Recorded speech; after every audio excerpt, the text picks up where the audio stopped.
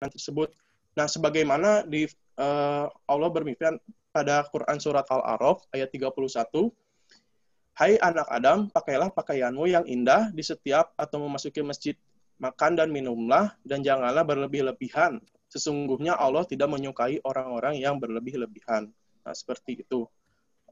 Untuk penjelasannya, berbagai poin, dan mengapa saya ambil subtema mengenai gizi seimbang, karena sangat penting ya, apalagi di tengah pandemi seperti ini, gizi seimbang itu bisa memengaruhi imunitas dalam keberjalanan dalam tubuh kita.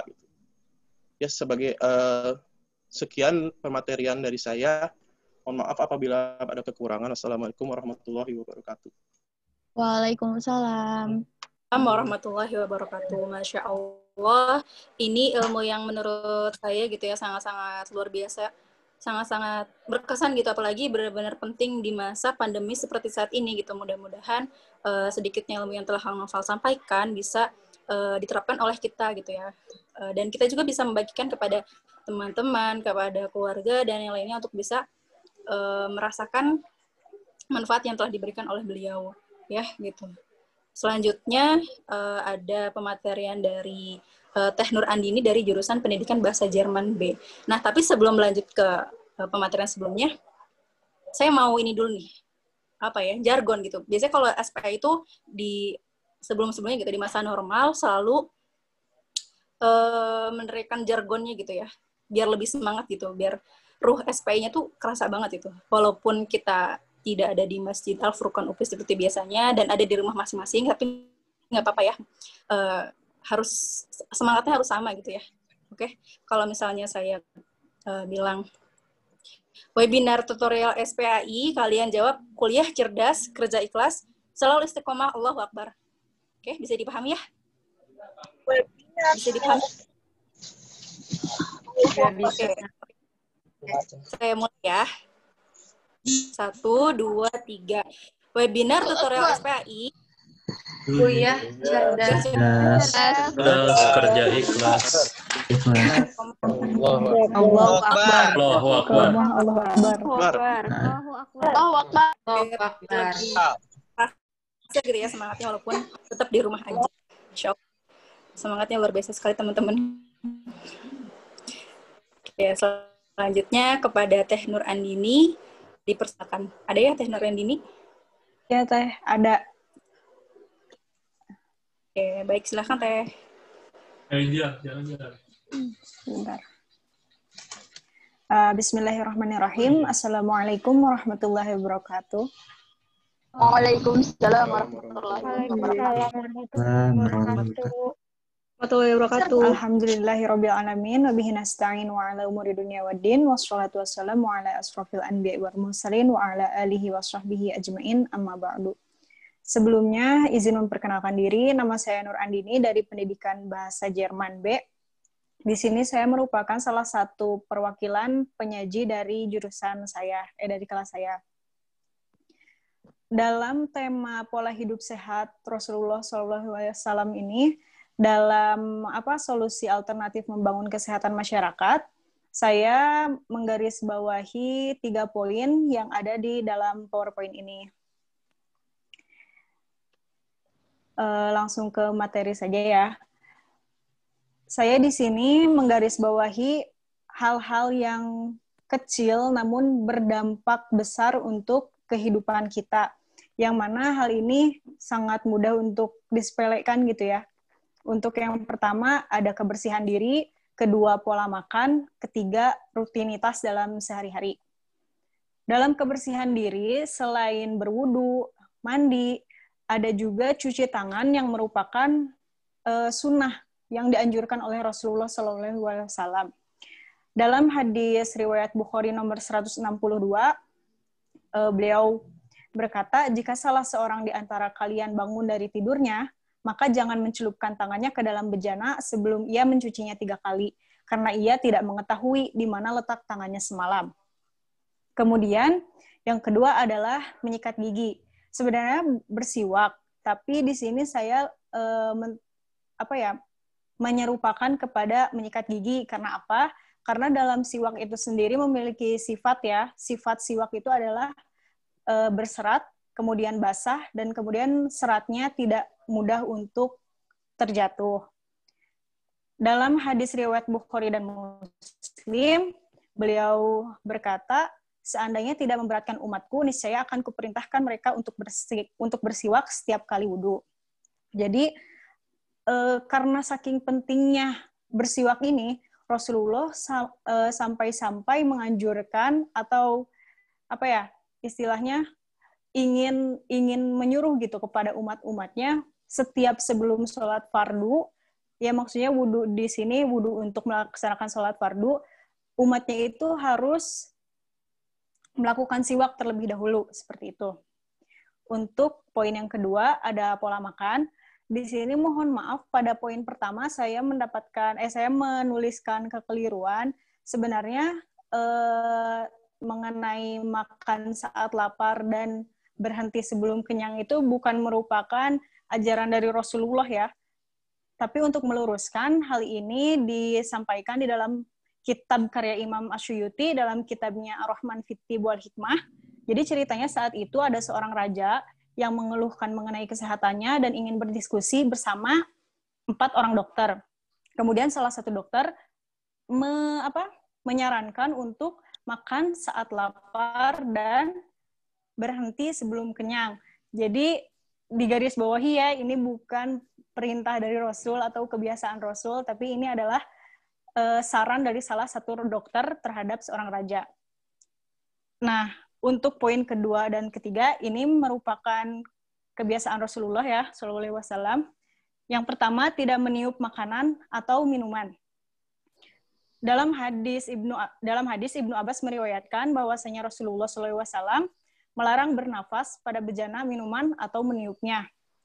Secara teori ilmiah, hadis tersebut dapat dijelaskan bahwa apabila kita menghembuskan nafas kepada minuman, kita akan mengeluarkan karbon dioksida gitu ya. Yang apabila bercampur dengan air, H2O, dia akan menjadi H2CO3 atau sama dengan cuka, sehingga menyebabkan minuman itu menjadi bersifat asam, acidic.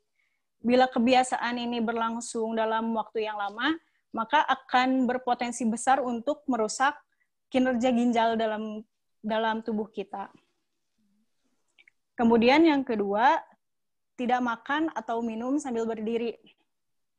Ini sudah sangat populer ya. Mengapa seperti itu? Karena makan sambil berdiri itu dapat membuat lambung mengosongkan isi perutnya terlalu cepat. Dan hal ini membuat lambung tidak memiliki waktu yang banyak untuk memecah zat-zat dalam makanannya, sehingga nutrisi yang dicerna pun tidak sempurna diserap oleh ususnya. Kemudian, selain itu, ketika zat-zatnya tidak sempurna diserap oleh usus, akan berpotensi kembung di dalam perut kita itu sendiri. Kemudian untuk yang ketiga, mengenai rutinitas, di sini saya hanya menuliskan sedikit ya, karena waktunya juga yang singkat. Yang pertama ada tidur lebih awal dan bangun lebih cepat.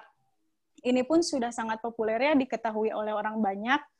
Namun, apabila dilihat dari studi mengenai kesehatannya yang dilakukan oleh University of California, San Diego, dan dimuat dalam Proceeding of the National Academy of Science, tidur lebih awal itu ternyata dapat meningkatkan kemampuan otak dalam memecahkan suatu masalah. Kemudian yang kedua, melakukan puasa sunnah.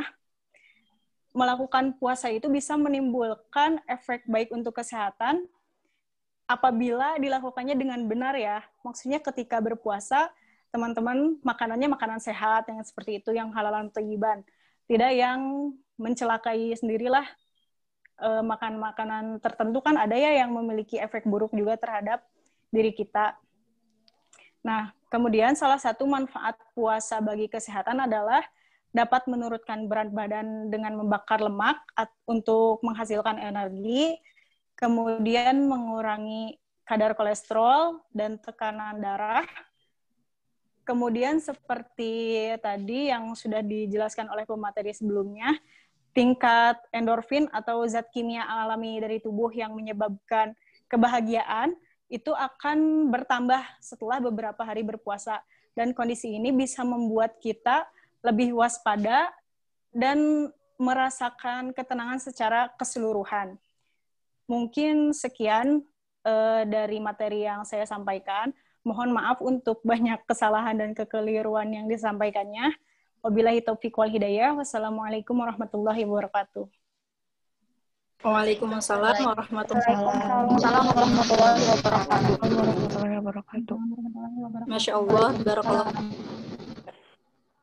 Ya, Masya Allah ya, kepada Teh Nur Andini yang telah memberikan ilmu yang juga nggak kalah luar biasa dari Kang Naufal, dari materi sebelumnya.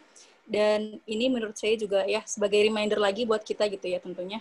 Walaupun kita sebenarnya, sudah tahu gitu ya ilmu tentang ini, tapi ternyata setelah diperjelas lagi oleh penyaji gitu ya, membuat kita sadar, berarti walaupun kita udah ilmu ini harus benar-benar diterapkan gitu ya, seperti tadi gitu ya, melakukan puasa sunnah, makan dan minum tidak sambil berdiri, itu kan sebenarnya kita, mungkin beberapa dari kita udah tahu, tapi nggak semuanya bisa mempraktekkan itu. Semoga dengan adanya pematerian dari penyaji gitu ya, yang barusan dijelaskan oleh Teh Nur Andini, bisa menjadi reminder lah buat kita gitu ya, biar bisa melangsungkan hidup sehat ala Rasulullah SAW gitu. Nah, karena dua penyaji sudah menyampaikan pemateriannya gitu ya, selanjutnya sebelum pematerian dari Ibu Nurti, kita mau ada diskusi dulu nih dari para peserta gitu ya. Boleh ada yang ingin menambahkan ilmu yang kalian punya, atau ingin berargumen tentang apapun yang kalian punya mengenai pola hidup sehat Rasulullah SAW sebagai solusi alternatif membangun kesehatan masyarakat ya. Dipersilakan kalau ada yang mau raise hand ya, nanti saya pilih. Ya, dipersilakan. Ada yang mau memberi statementnya? Saya Oke. Ya, boleh dipersilakan. Dengan siapa? Atau boleh saya di kolom nama, NIM, dan prodinya. Disebutkan lalu Saya Dina ditulis di kolom chat Daniati, ya. NIM 1706201 dari Pendidikan Kimia 2017A. Sebelumnya saya ingin mengapresiasi dulu kepada dua penyaji yang telah menyampaikan materinya dengan sangat baik. Tetapi ada yang ingin saya luruskan tadi mengenai penyaji kedua, mengenai tadi meniup makanan panas gitu, karena kita akan mengeluarkan CO2, itu sudah betul. Tetapi jika CO2 bereaksi dengan air itu jadinya asam karbonat atau H2CO3, tadi sudah betul, bukan asam asetat atau cuka. Mungkin cukup Teh. Jadi mungkin bisa jadi ilmu tambahan untuk semuanya. Wah, Masya Allah, barakallahu fiik. Terima kasih banyak ya. Tadi Teh siapa? Mohon maaf. Dina Daniati. Dina Daniati. Pendidikan Kimia 2017A. Oke, makasih banyak ya Teh. Oke, selanjutnya ada lagi yang mau sama mungkin seperti Teh Dina ingin menyanggah gitu ya, atau menambahkan. Boleh saya Teh? Apapun boleh. Ya, saya Teh. Boleh, silakan. Ya. Bismillahirrahmanirrahim. Assalamualaikum warahmatullahi wabarakatuh. Waalaikumsalam warahmatullahi wabarakatuh. Perkenalkan, nama saya Robiatul Adawiyah dari Prodi Pendidikan Tata Busana Angkatan 2018. Sebelumnya, terima kasih banyak ya untuk kedua penyaji yang telah membagikan ilmunya ya dengan baik gitu. Namun, saya hanya sekedar ini ya, menambahkan dari keterangan yang saya dapat gitu ya, tentang makanan. Jadi saya pernah mengaji ini ya, kitab Ta'limul Muta'alim. Jadi di situ dijelaskan perihal makanan gitu untuk orang-orang yang sedang menuntut ilmu. Nah, kita kan sebagai mahasiswa ini sedang menuntut ilmu pastinya begitu ya. Nah, disebutkan di kitab tersebut itu bahwa sebenarnya orang yang sedang menuntut ilmu itu bukan tidak diperbolehkan. Jadi lebih baik menghindari makanan dari yang bernyawa. Maksudnya yang bernyawa itu di sini tuh maksudnya seperti hewan-hewan gitu ya, seperti ayam, ikan, daging dan sebagainya. Nah, jadi intinya menurut dari keterangan kitab tersebut, kitab Ta'lim tersebut, orang-orang yang sedang menuntut ilmu itu sebaiknya gitu untuk mengurangi makanan-makanan seperti makan-makanan daging-daging tersebut gitu, karena meskipun memang bergizi gitu ya, meskipun diperbolehkan, namun dikhawatirkan sifat-sifat dari hewan yang kita makan tersebut akan terbawa oleh kita gitu sebagai penuntut ilmu gitu. Atau dalam kata lain, semakin memperbesar hawa nafsu kita gitu dengan mengkonsumsi daging-daging tersebut. Sepertinya saya juga belum menemukan penelitian secara ilmiahnya gitu ya, apakah itu benar atau tidak. Namun ya hanya sekedar menambahkan saja, sekedar berbagi ilmu saja. Terima kasih.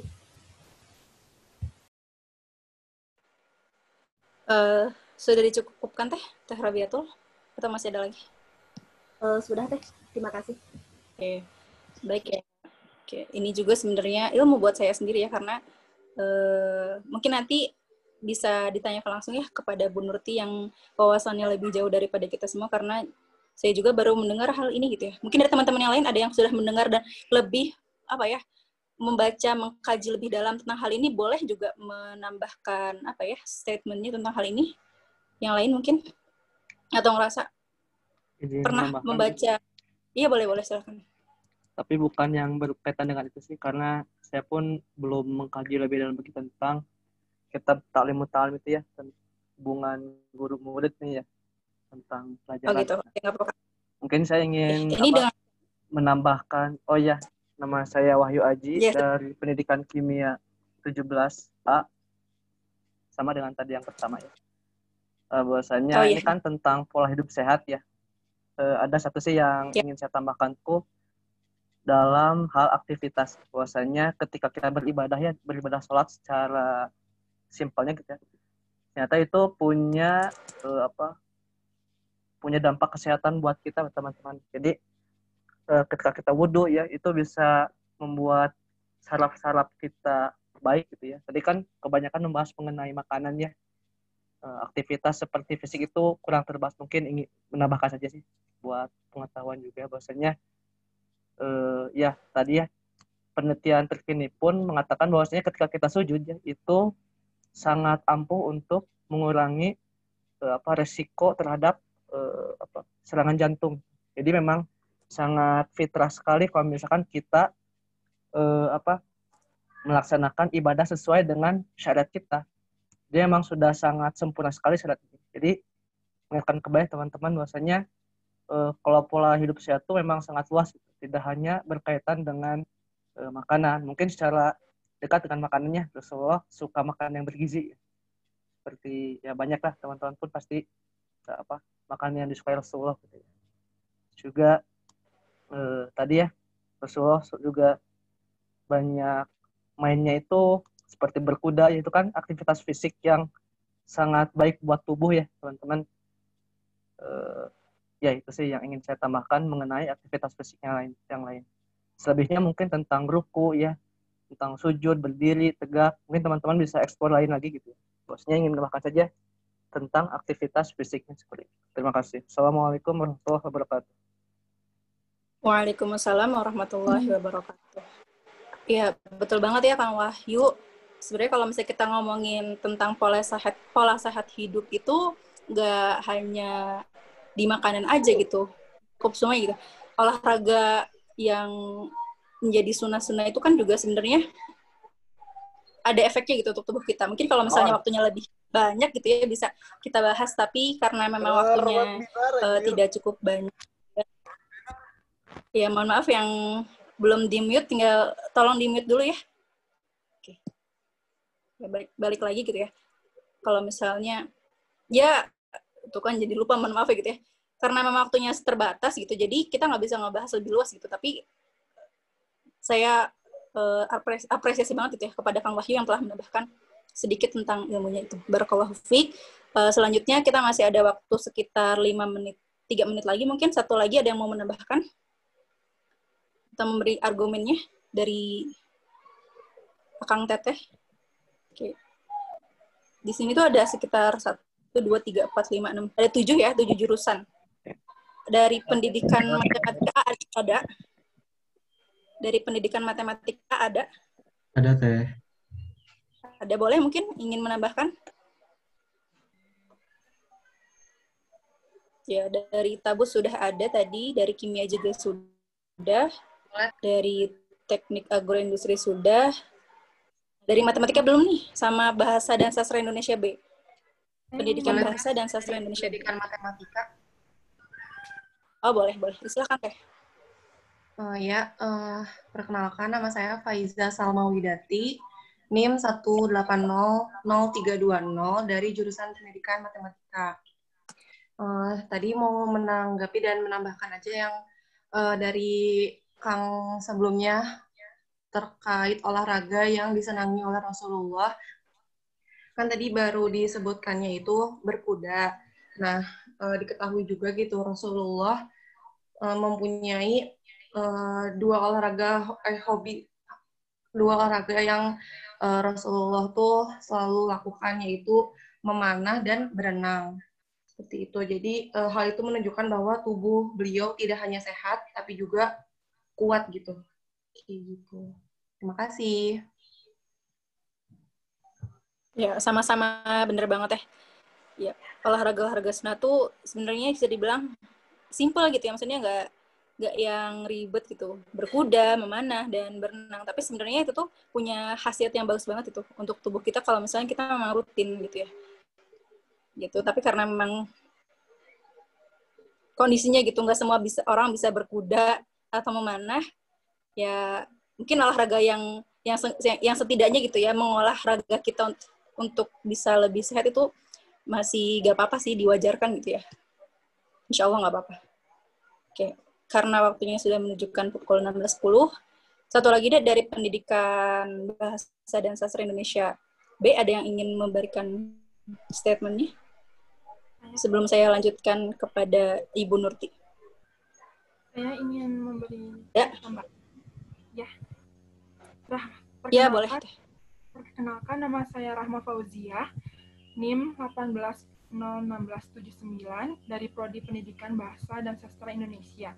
Ingin menambahkan sedikit dari materi bagaimana kita harus mengonsumsi aneka ragam makanan yang berprotein tinggi, atau makanan pokok itu harus sehat dan juga memiliki gizi yang diperlukan oleh kita.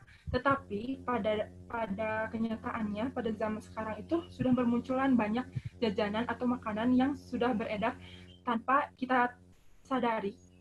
Ada makanan yang kita konsumsi itu kurang sehat ataupun dalam proses memasaknya itu kurang bersih. Jadi saya ingin menambahkan bagaimana bahwa upaya-upaya kita itu harus terjaga dari makanan yang kurang sehat dan tidak bergizi. Di zaman sekarang itu memang banyak godaannya dari segi jajanan yang terpopuler atau memang yang ada pada zaman sekarang itu menuntut kita untuk menjaga kesehatan kita juga dari materi Aka dan Teteh sebelumnya yang sunnah dari Rasul, gizi yang seimbang juga harus kita perhatikan. Dan walau misalkan kita ingin memilih jajanan yang sehat dan bergizi, kita juga harus dapat memilihnya makanan-makanan yang bergizi, dan kita juga harus menahan nafsu kita atas diri kita yang ingin memakan makanan yang sedang tren, atau misalkan makanan yang sepertinya enak nih tapi sebenarnya itu gizinya tidak ada, atau memang sebaiknya kita memilih makanan yang bergizi dan juga sehat dan juga bersih. Terima kasih. Makasih banyak ya Teh ya. Ini reminder juga ya buat kita semua yang masih sering jajan sembarangan gitu ya. Oke, makasih banyak Teh. Oke, kepada para penyaji dan para peserta yang telah memberikan statement dan argumennya, saya ucapkan terima kasih banyak. Semoga ilmunya bisa bermanfaat untuk kita semua gitu ya. Alhamdulillah, sesi diskusi telah selesai. Selanjutnya kita akan mendengarkan pematerian dari Ibu Nurti. Kepada Ibu Nurti, saya persilahkan. Mangga Ibu.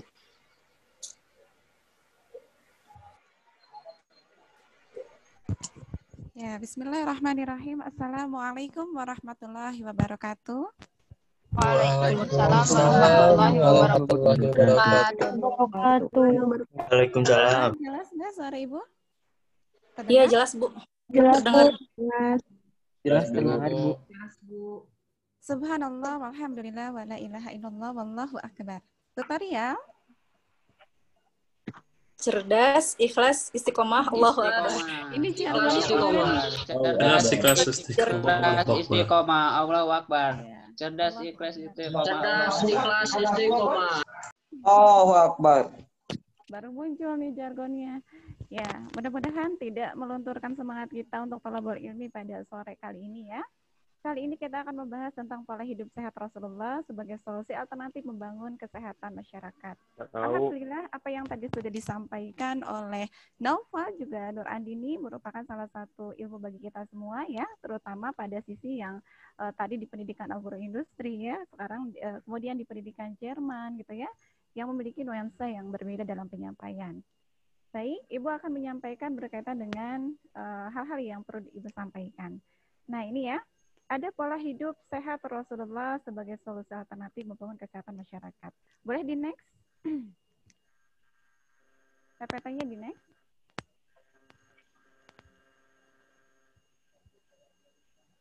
Nah, kita akan membahas tentang apa itu definisi terlebih dahulu ya, kemudian nanti strategi dan pola hidup sehat Rasulullah sebagaimana dahulu gitu, kemudian bagaimana cara Rasulullah mengantisipasi penyebaran wabah. Nah, kali ini kita akan membahas tentang definisi pola hidup sehat. Apa itu pola hidup sehat? Pola hidup sehat itu kan merupakan salah satu upaya seseorang untuk menjaga tubuhnya agar senantiasa sehat walafiat gitu. Ketika kita berbicara sehat, dalam Islam itu ada dua kaidah. Ada yang dinamakan dengan sehat jasmani, ada yang dinamakan dengan sehat rohani gitu. Jadi kalau Ibu tanya nih Nova tadi sebagai penyaji. Ada Nova di sini? Nova? Masih ada Novalnya? Ya, Bu.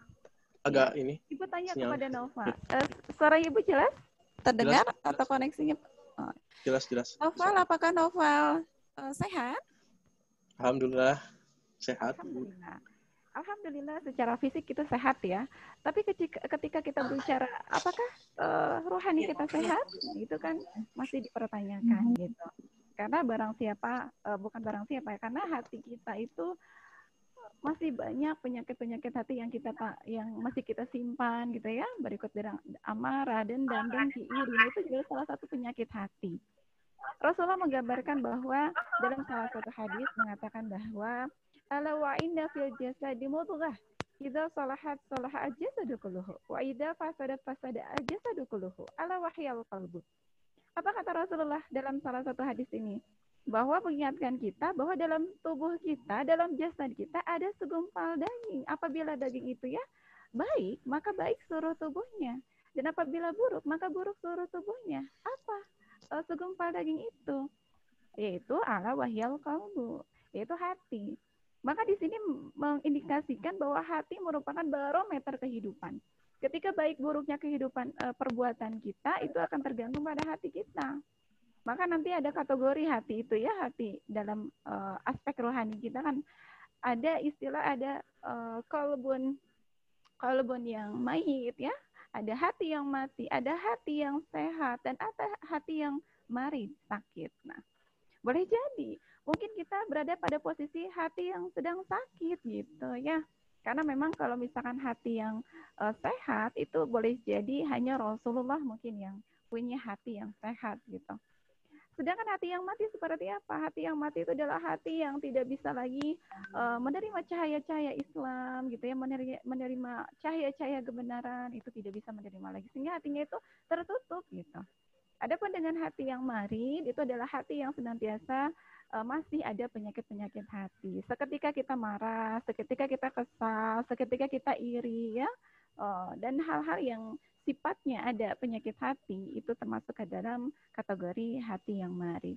Maka dari situ, untuk itu kita semua sebagai umat Islam, ya, kaum muslimin, untuk senantiasa memanage hati dengan baik, karena itulah salah satu kunci untuk menjaga kesehatan rohani dan kesehatan jasmani kita, ya. Boleh di next? Nah, next.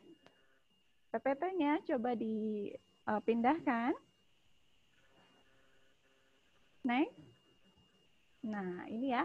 Ini definisi kesehatan ya menurut WHO, bahwa kesehatan itu adalah secara fisik, mental dan sosial itu tidak ada penyakit atau kelemahan tertentu. Next. Kemudian nanti kalau suaranya lup-lup atau tidak terdengar, mohon diingatkan ya, khawatir tidak ada koneksi yang stabil. Nah, kemudian menurut definisi dari yang lain, bahwa pola hidup sehat adalah upaya dalam memberdayakan anggota rumah tangga supaya sadar, mau, dan juga mampu untuk menerapkan perilaku hidup sehat. Next. Dilanjutkan. Nah, adapun menurut yang lain ya, Kus Irianto mengatakan bahwa sebuah praktek kebiasaan hidup bersih serta sehat dalam kehidupan sehari-hari, baik pada waktu siswa berada di dalam kelas maupun di luar kelas gitu. Jadi ini tuh salah satu pola hidup sehat dalam lembaga pendidikan gitu. Baik, bagaimana kita menciptakan lingkungan yang bersih baik di dalam kelas ataupun di luar kelas. Karena salah satu kebersihan itu kan ciri orang yang beriman ya.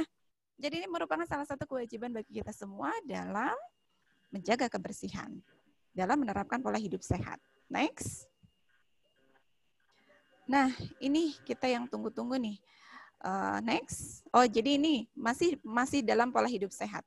Pola hidup sehat itu adalah salah satu upaya seseorang untuk menjaga tubuhnya dengan baik agar menjadi sehat walafiat. Next. Nah, bagaimana sekarang aktualisasi pola hidup sehat ala Rasulullah? Nah, ini yang perlu kita bahas detail gitu ya. Nah, yang pertama ketika kita berbicara bagaimana, kan tadi ada dua dimensi dalam tubuh manusia. Ada dimensi jasmani, ada dimensi rohani. Bagaimana cara menghidupkan kesehatan jasmani? Tentu dengan mengkonsumsi makanan yang bergizi ya. Kemudian rajin berolahraga ya. Kemudian juga yang ketiga itu adalah gemar memanage waktu antara istirahat dengan baik gitu ya. Dan pertanyaannya bagaimana cara ketika kita menjaga kesehatan rohani gitu. Karena rohani itu berkaitan dengan nilai-nilai Islam, maka itu harus yang pertama itu adalah harus mendekatkan diri kepada Allah ya. Perbanyak lingkungan-lingkungan yang baik, teman-teman yang soleh, kemudian mendalami ilmu-ilmu agama, juga berbanyak ibadah yang benar dan ikhlas. Nah, adapun pola Rasulullah nih, next. Nah, ini pola Rasulullah nih. Pola Rasulullah ketika dipraktekkan dalam kesehari-hariannya itu tergambar pada beberapa item ya, banyak sekali sebetulnya. Yang pertama, Ibu sudah merangkum beberapa hal dalam berbagai kitab gitu ya. Pertama itu pola kehidupan sehat, pola hidup sehat ala Rasulullah. Yang pertama itu adalah sering berpuasa. Sebagaimana teman kalian juga tadi mengatakan ya, kata Andini dan kawan-kawan tadi mengatakan bahwa barang siapa yang melakukan ibadah saum itu banyak sekali manfaatnya gitu ya. Bisa mengontrol gula darah, mengurangi peradangan, meningkatkan kesehatan jantung, kesehatan otak, membantu imunitas kita ya. Kemudian mendukung terbentuknya kolagen baru gitu ya. Nah, itu adalah berbagai hal yang akan didapatkan ketika seseorang melakukan ibadah saum. Tentunya saumnya yang benar ya dan ikhlas gitu. Yang kedua, ada yang sebut dengan tidak begadang gitu ya. Rasulullah itu dulu tidak begadang karena apa? Karena Rasulullah selalu ketika sudah sholat Isya, beliau selalu langsung tidur gitu ya. Karena nanti Rasulullah bangun sebelum waktu subuh di sepertiga malam beliau selalu melaksanakan sholat tahajud. Itu juga salah satu untuk proses membentuk kesehatan pada tubuh kita. Karena apa? Tadi sudah disampaikan bahwa sholat itu luar biasa tuh. Luar biasa untuk berpengaruh pada kesehatan tubuh kita. Di mana seseorang yang ketika melaksanakan ruku, melaksanakan sujud itu ada keistimewaan tertentu gitu ya. Makanya ini kalian harus bersyukur sebagai orang Islam, sebagai seorang Muslim yang ada perintah melaksanakan sholat dan wudhu gitu ya. Itu subhanallah luar biasa manfaatnya bagi kehidupan dan bagi kesehatan kita. Dan barang siapa yang melakukan sujud yang lama itu kan dapat meningkatkan kecerdasan otak kita. Ya, coba ada yang masih ingat siapa yang penemu lampu ilmuwan penemu lampu, ada yang tahu siapa? Edison. Ada yang bisa jawab? Thomas Alva Edison. Ada beberapa ahli gitu ya, beberapa ahli yang beliau melakukan penelitian. Ini para ilmuwan hebat itu yang dia sedang menjadi pembuat lampu ya dan lain sebagainya. Itu diteliti ketika orang ilmuwan sejenius, sehebat itu, secerdas itu hanya menggunakan 1,5 sel saja dari otak, dari ribuan miliaran sel yang ada dalam otak kita. Coba bayangkan. Apalagi penghafal Al-Quran gitu kan ya. Apalagi penghafal Al-Quran gitu. Penghafal Al-Quran pasti kita bisa. Karena apa? Karena ilmuwan yang luar biasa jenius saja hanya menggunakan 1/2 sel. Tidak 1 sel sama sekali gitu. Makanya ketika kalian ingin menghafal Al-Quran, ingin menjadi orang yang berilmu, ingin menjadi orang yang luar biasa hafalannya, gitu, tidak boleh menjadi hal yang apakah saya bisa, gitu, apakah saya akan ingat. Tidak boleh seperti itu, tapi kita harus optimis gitu. Hasil penelitian para ilmuwan saja seperti itu, gitu. Hanya menggunakan 1/2 sel dari miliaran sel yang ada dalam otak kita. Subhanallah gitu ya. Nah, ini sering berpuasa, hidup bersih nih. Hidup bersih an-nadufatu minal iman. Karena kebersihan itu adalah sebagian dari iman. Kemudian mengatur pola makan. Rasulullah selalu tadi yang Ibu sedikit mengomentari ya, tadi yang berkata bahwa ada sebagian yang mengatakan bahwa Rasulullah itu memang Rasulullah mempraktekkan hal ini. Rasulullah dulu tidak pernah makan sampai kenyang dan Rasulullah selalu berhenti sebelum mohon maaf salah ya. Rasulullah tidak pernah makan sampai kenyang gitu ya. Tapi Rasulullah selalu makan sebelum kenyang gitu ya. Nah, jadi Rasulullah selalu memanage asupan makanan yang dia makan, yang beliau makan dengan begitu baik gitu. Nah, Rasulullah dulu selalu menyukai makanan-makanan yang bergizi. Di antara makanannya itu yang pertama itu adalah kurma ya. Kurma, kemudian madu ya. Kemudian minyak zaitun, dan yang keempat itu adalah susu kambing. Itu biasanya yang selalu beliau makan agar meningkatkan imunitas tubuhnya. Terus yang keempat adalah gemar berolahraga. Olahraga apa? Tadi sudah disebutkan, ada berkuda, memanah, juga berenang. Itu ya, itu adalah kebiasaan-kebiasaan yang Rasulullah lakukan dalam kehidupannya. Next. Boleh dilanjut slide-nya?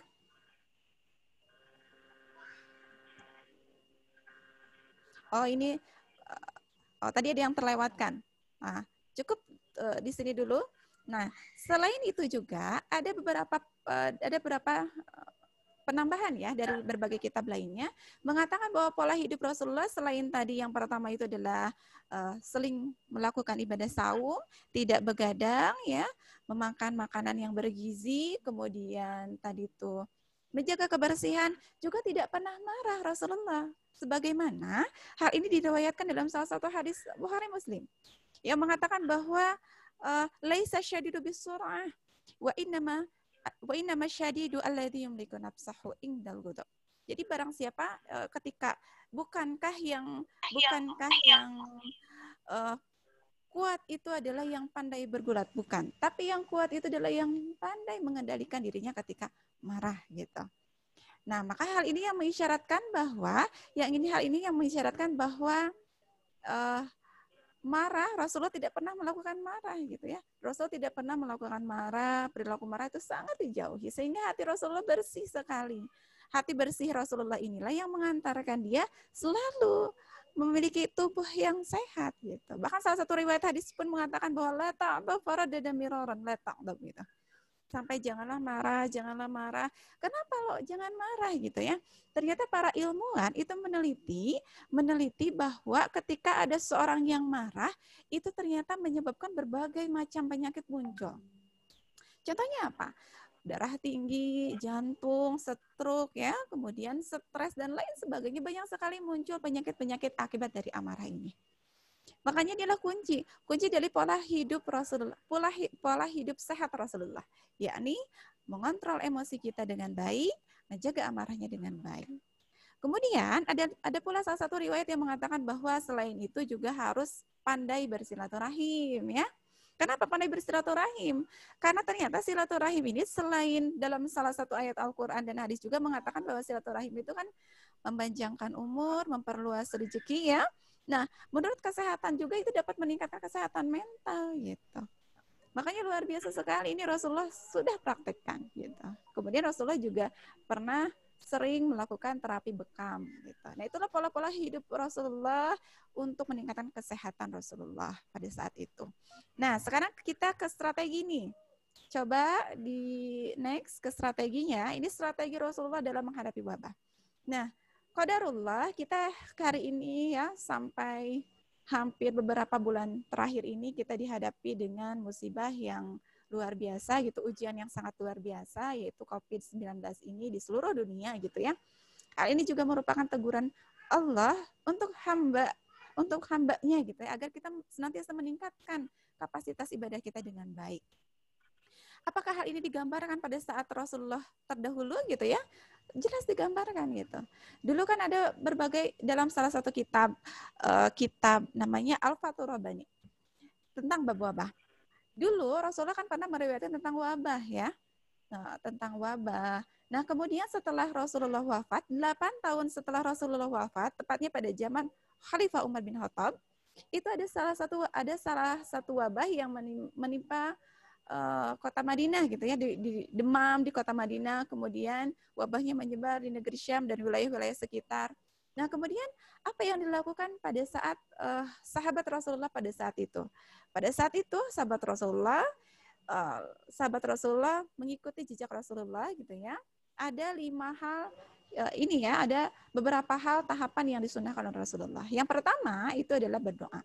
Betul yang tadi, yang pertama adalah sunahnya berdoa kepada Allah, meminta pertolongan keselamatan kepada Allah. Karena doa itu adalah sangat mujarab sekali gitu. Jadi kalau misalkan di sini ada orang yang tidak suka berdoa, itu sudah dipastikan dikategorikan sebagai orang yang sombong. Kenapa? Karena Allah itu sangat ingin mencintai hambanya, ingin dekat dengan hambanya ketika hambanya itu meminta pertolongan kepada Allah. Jadi beda dengan manusia. Kalau manusia dipintain A, B, C, tentu kita mengeluh ya. Kenapa sih adinda teh nyuhunkeun ini, nyuhunkeun A, B, C, ka ibu teh misalkan ya. Nah itu kan ibu juga, kalau manusia itu rada-rada, kenapa sih ada kata-kata kenapa gitu kan. Tapi Allah itu berbeda. Ketika seorang hamba itu banyak meminta kepada Allah, itu adalah Allah itu senang terhadap kita. Gitu. Allah semakin dekat kepada kita gitu. Makanya cara menghadirkan Allah di hati kita itu adalah dengan memohon pertolongan kepada Allah. Melibatkan segala aktivitas kepada Allah. Gitu. Ya, itu yang pertama. Kemudian yang kedua nih PPT-nya jalan sendiri nih. Yang sebelumnya nih. Agak ngelek ini Bu PPT-nya. Ya, Kang Wahid atau Kang Rizky boleh diamankan ya PPT-nya. Kalau misalnya nggak bisa di-slide nggak apa-apa. Yang penting kelihatan aja gitu. Nggak muter-muter ya. Nih, kalau misalnya nggak bisa mohon maaf Ibu ya. Dilanjutkan saja ya. Ya, yang pertama tadi berdoa, yang kedua adalah karantina wilayah ya, ataupun dulu Rasulullah pernah melakukan itu kepada sahabatnya. Wahai sahabat, ketika ada wabah ya, dulu kan pernah kan penyakit taun ya, maka diperintahkan untuk berdiam diri di rumah. Berdiam diri itu dengan catatan mendekatkan diri kepada Allah gitu. Kemudian yang ketiga adalah menjaga kebersihan, ya, menjaga wudhu kita, ya, menjaga kebersihan lingkungan kita. Itu subhanallah luar biasa loh. Ya, kalau teman-teman semua di sini paham itu luar biasanya wudhu gitu ya. Ketika wudhu itu kan banyak sekali pahala yang kita dapatkan gitu ya. Itu luar biasa. Ketika kita membasuh tangan, itu kan dosanya kita bercucuran gitu ya. Kemudian membasuh muka, membasuh kepala, membasuh kaki, itu luar biasa sekali. Makanya luar biasa ketika kita meninggal dalam keadaan berwudu, insya Allah itu akan mati syahid gitu. Makanya yuk kita rajin mendawamkan wudu gitu ya, untuk sebagai sarana untuk pencegahan dalam menghadapi berbagai penyakit. Itu juga bisa diterapkan. Nah, kemudian ada beberapa strategi khusus juga yang diterapkan Rasulullah. Itu kan ketika strategi yang itu ketika menghadapi wabah. Dan kalaupun ada yang sudah mengalami, apa yang harus kita lakukan? Kalau yang sudah mengalami itu ada 5 poin ya yang harus diperhatikan. Yang pertama itu adalah menghindari diri dari berkontak langsung dengan yang lain gitu ya. Social distancing. Kalau istilah sekarang social distancing. Yang kedua, itu menimbulkan atau menghadirkan rasa empati terhadap sesama. Jadi kalau misalkan kita melihat bahwa teman kita, saudara kita, tetangga kita ada yang ada yang merasakan penyakit itu, ada yang tertimpa penyakit itu, ya kita doakan gitu. Kita beri semangat gitu. Sesungguhnya segala penyakit itu datang dari Allah dan semuanya akan diberikan ke semua juga oleh Allah gitu. Maka tugas kita adalah memberikan semangat, berpikir positif dan terus berdoa kepada Allah. Ya. Dan yang ketiga apa? 3 adalah tawakal ilallah, menggantungkan seluruh harapan kita, berserah diri kepada Allah. Dan yang keempat itu bersikap sabar. Sabar, tenang, dan tidak panik gitu ya. Dan yang kelima itu adalah bersikap optimis, penuh husnuzon kepada Allah. Tidak boleh kita ada salah satu ayat Al-Qur'an yang mengatakan bahwa sesungguhnya Allah itu selalu sesuai dengan prasangka hambanya gitu. Maka tugas kita sebagai hamba Allah yang taat husnuzon kepada Allah. Gitu ya. Dan yang terakhir adalah kita pahamkan bahwa yang terakhir ini sudah terlewat nih. Nah, yang terakhir itu kuncinya adalah akal yang sehat ada pada jiwa yang sehat. Jadi pada intinya gini, kalau misalkan kita memiliki akal yang sehat, itu lahir dari jiwa yang sehat. Makanya kesehatan jasmani, kesehatan rohani itu akan mengantarkan pada kesehatan akal kita, jiwa kita, dan hati kita. Gitu ya. Mudah-mudahan ini ada manfaatnya untuk kita semua. Mudah-mudahan ini memberikan sebuah pelajaran bagi kita semua bagaimana kita harus bisa sekali untuk menjaga potensi yang Allah berikan kepada kita. Potensi itu kan akal, hati, kemudian nafs, jiwa gitu. Itu adalah potensi yang Allah berikan gitu. Untuk dimanfaatkan dengan sebaik mungkin melalui pendidikan gitu. Nah, itu saja yang bisa Ibu sampaikan. Barangkali kita buka sesi tanya jawab ya, Adinda ya. Ada tanya jawab nggak, Dinda? Sebenarnya waktunya udah lewat ya Bu ya. Tapi kalau misalnya ada yang mau bertanya, boleh saya kasih 2 orang untuk bertanya kepada Ibu. Oh, ini tuh waktunya udah habis?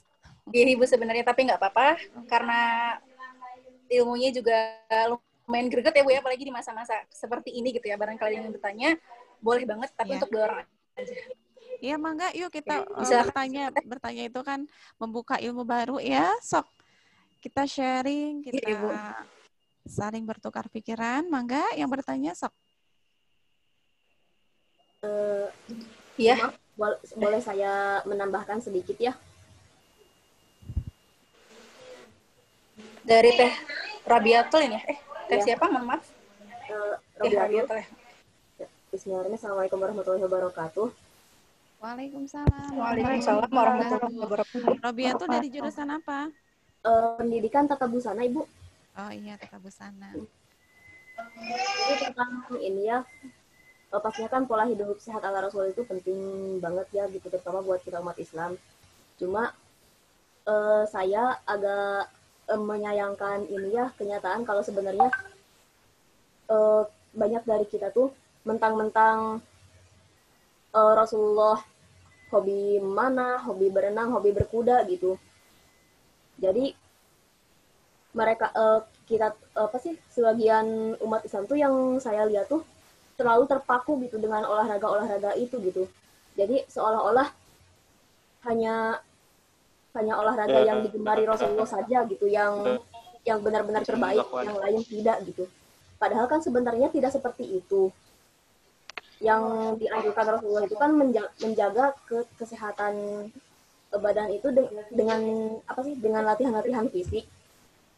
Tidak disebutkan harus dengan berenang, memanah dan berkata itu tidak gitu. Jadi masih banyak gitu olahraga-olahraga lain selama olahraga-olahraga tersebut memang baik gitu, baik untuk kesehatan, itu juga sudah cukup gitu untuk mengikuti ajaran Rasul tersebut gitu.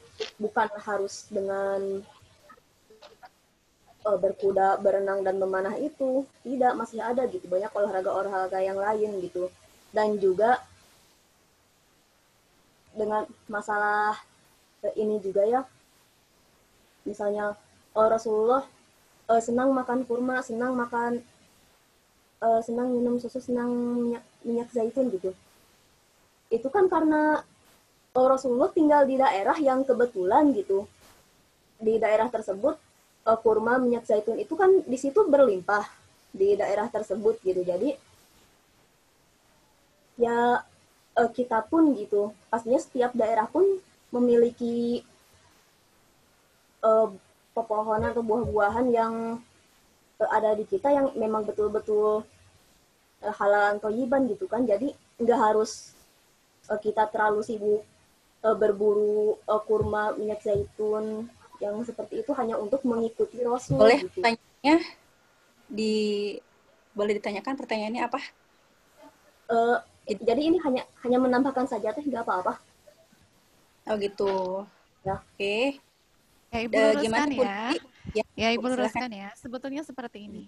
Ketika yang dinamakan sunnah, itu akan mendapatkan pahala. Jadi boleh. Kalau Robiatul Adawiyah tidak suka dengan berkuda, memanah, ataupun berenang, mencari alternatif yang lain, mangga gitu ya. Tapi ini adalah sunnah Rasulullah yang selalu dilakukan oleh Rasulullah. Nah, barang siapa yang melakukan sunnah Rasulullah, yang dinamakan sunnah itu kan mendapatkan pahala ya. Ketika melakukan itu mendapatkan pahala, tapi ketika tidak melakukan juga tidak apa-apa, tidak mendapatkan dosa gitu. Jadi sebetulnya ini kembali kepada rasa cinta kita kepada Rasulullah. Kita adalah umat Rasulullah. Kita adalah umat Rasulullah yang mencintai Rasulullah, maka kita harus layaknya mengikuti jejak Rasulullah gitu. Walaupun sekarang itu kan di Indonesia beda kultur ya, gitu. Tapi kita juga bisa menjumpai kurma, ya, bisa menjumpai minyak zaitun. Ternyata banyak sekali manfaatnya, gitu. Walaupun sekarang dulu itu kan ada kurma itu ada ini ya makanan pokok pada zaman dulu. Nah sekarang itu kan makanan pokoknya nasi gitu ya. Tapi di samping itu banyak sekali manfaat dari kurma, maka orang-orang makan kurma itu mengikuti sunnah Rasulullah. Jadi mangga saja sebetulnya ya, tapi ketika kita ingin mengikuti Rasulullah, maka bisa melakukan itu sebagai sunnah gitu ya, maka sunnah itu akan mendapatkan pahala gitu ya, barangkali ya Ibu luluskan. Jadi, mangga yang lain? Ya, pertanyaan Mau lagi. ikut menanggapi, Bu? Oh iya, menanggapi, sok bagus. Sok. Ada yang Mangga.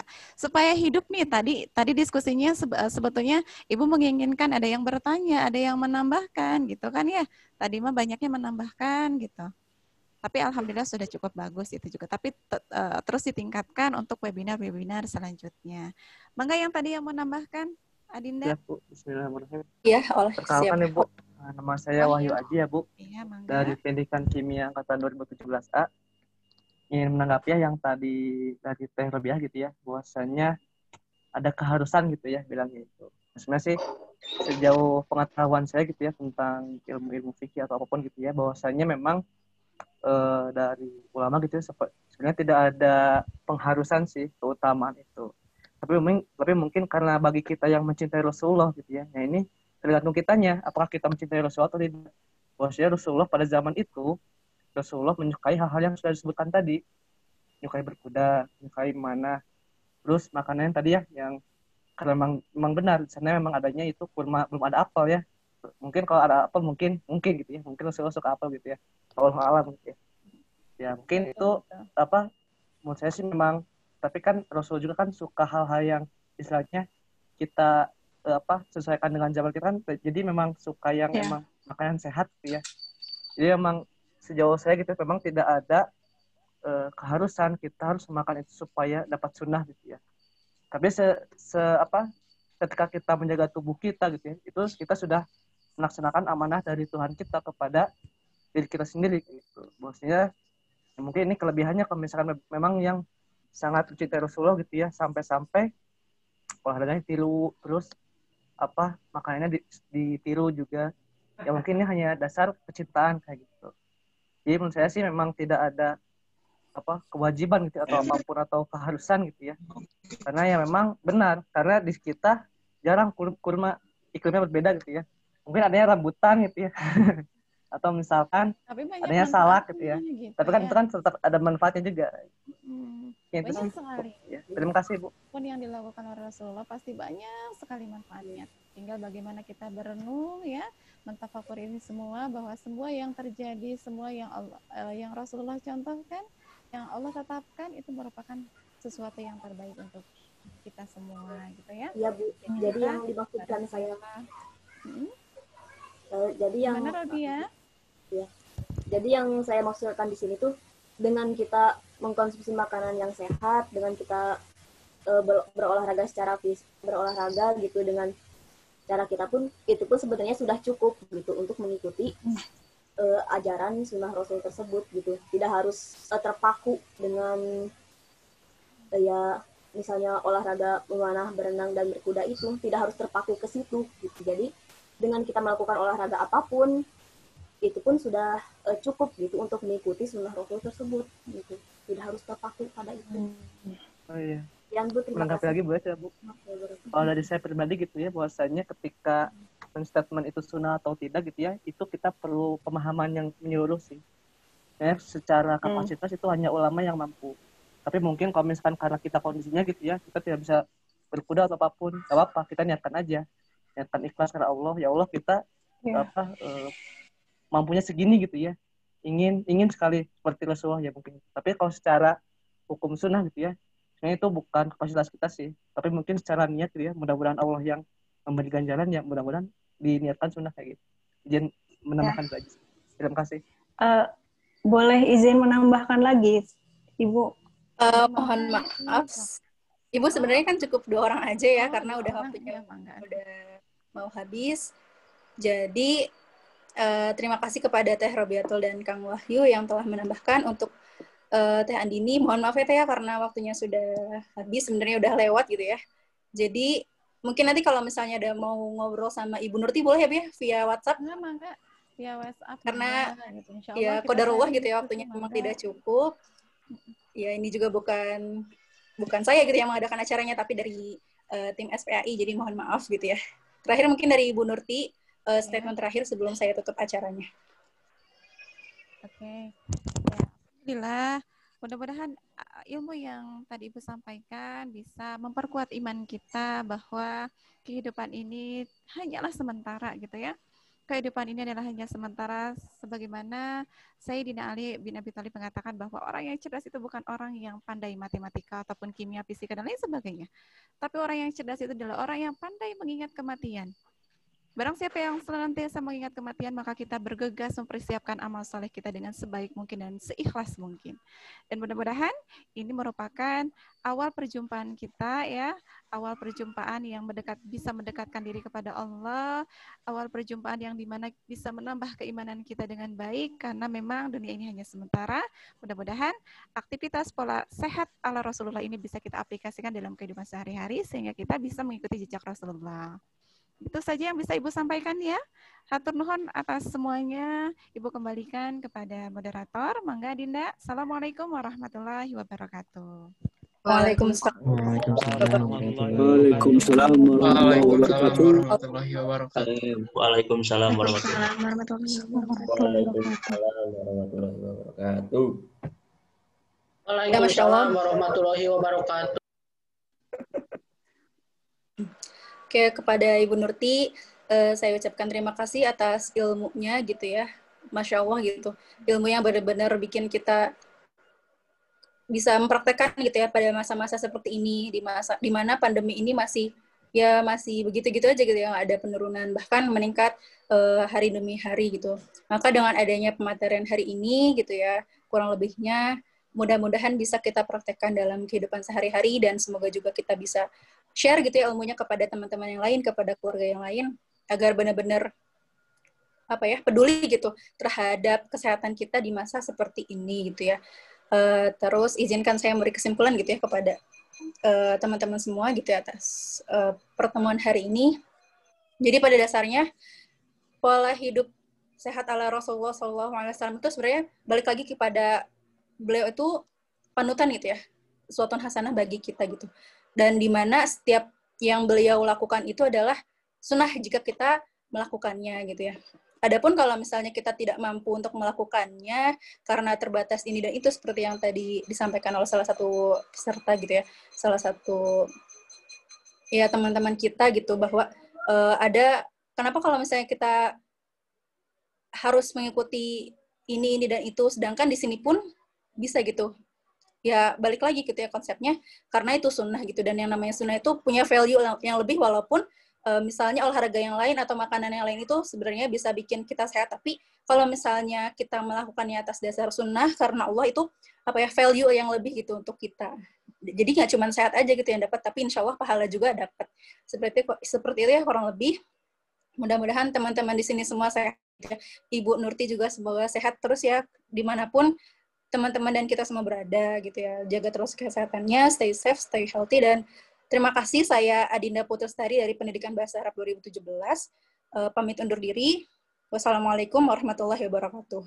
Dan terakhir kepada teman-teman disilakan untuk mengisi link presensinya ya. Waalaikumsalam Dan warahmatullahi wabarakatuh. Ya. Baik teh. Nuhun teh. Waalaikumsalam warahmatullahi wabarakatuh. Semoga. Hayu. Ya, mohon maaf juga kalau misalnya banyak kekurangan dari kami pertemuan hari ini. Mudah-mudahan next-nya bisa lebih baik daripada hari ini. Amin, dan lebih ya semangat Allah. lagi. Oh ya, sebelum Amin ya Allah, amin. Amin. Sebelum ditutup, jargon lagi ya, sekali lagi ya sebelum ditutup. Amin. Boleh? Semangat teh. Siap, semangat. Kita jargon dulu ya. Ya, jargon dulu. Webintek PAI 2020. Allahu Kuliah Akbar. cerdas. Cerdas, ikhlas. Istiqomah. Allahu Akbar. Allahu Akbar. Istiqomah. Allahu Akbar. Tutorial. Allahu Akbar. Cerdas, ikhlas, istiqomah. Allahu Akbar. Allahu Akbar. Ikhlas, istiqomah. Allahu Akbar. Ini teman-teman udah pada presensi out semua. Kalau misalnya sudah, kita akan close Zoom-nya. Tapi kalau misalnya belum, saya kasih waktu sampai jam 5 ya, jam 17. Belum kayaknya teh. Masih banyak yang belum. Masih banyak yang belum jam teh. 5 ya. Boleh out Ya, jam 5. Resumnya belum kali. Teh. Iya, gimana? Ini boleh keluar teh. Duluan. Iya, kalau misalnya udah mengisi presensinya boleh keluar. Terima kasih. Iya. Terima kasih. Sama. Selamat tinggal Sudah ikut teman-teman. SPAI ya. Semangat Budi. Dadah Budi. Kembali. Dadah. Pendidikan masa Semangat Budi. Semangat, Bar. Dota ini